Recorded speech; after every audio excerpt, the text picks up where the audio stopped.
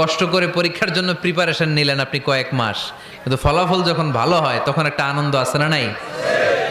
সারাদিন রোজা রাখলেন রমজানে, কি কষ্ট, তৃষ্ণায় গলা ফেটে যায়, কিন্তু ইফতারির সময় যখন রুহাবজা শরবতটা খাই কেমন লাগে? একটা আনন্দ আছে না নাই? এজন্য আল্লাহ বললেন فإن مع العسر يسرا إن مع العسر يسرا। ও নবী, কষ্টের দিন মক্কায় অল্প কিছু দিন, মদিনাতে আনন্দের দিন অপেক্ষা করছে।